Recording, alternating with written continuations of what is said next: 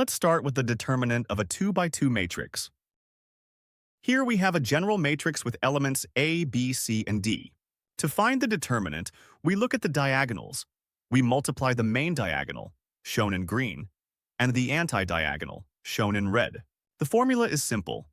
It's the product of the main diagonal, A times D, minus the product of the anti-diagonal, B times C. Let's try example 1. We multiply 2 by 4, which is 8, then 3 by 1, which is 3. 8 minus 3 gives us a determinant of 5. Example 2. Be careful with negative numbers. 5 times negative 1 is negative 5. 2 times 3 is 6. Negative 5 minus 6 gives us negative 11. Example 3. Negative 2 times negative 3 is positive 6. 6 times 4 is 24.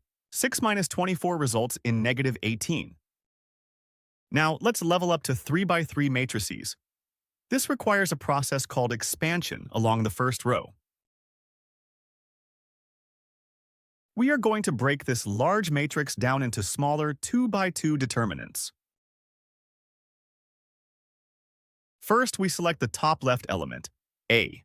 We physically cross out the row and column A belongs to.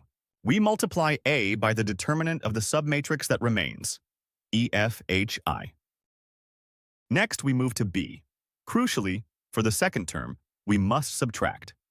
We cross out B's row and column, and multiply B by the remaining submatrix, DFGI. Don't forget that minus sign. Finally, we take C. We add this term. We eliminate the third column and first row, leaving us with the submatrix DEGH. We then solve those smaller 2 by 2 determinants just like we did before to get the final answer. Let's apply this. Example 1. We take the 1, ignore its row and column, and keep the submatrix. Minus 2. Ignore the middle column. We are left with 0, 4, 5, 0. Plus 3. Ignore the last column. We keep 0, 1, 5, 6. Now we calculate the diagonals for each. The first becomes negative 24. The second becomes negative 20. The third is negative 5. Tallying it all up, negative 24 plus 40 minus 15 gives us a determinant of 1. Example 2.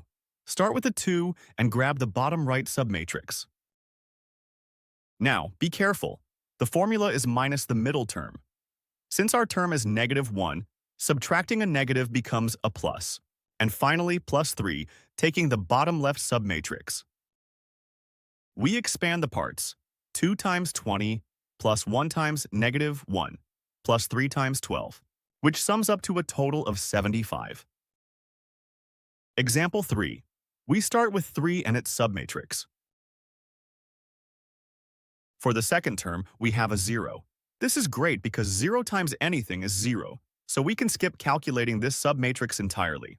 We move straight to the final term plus 2. Computing the remaining parts, we get a final determinant of 10.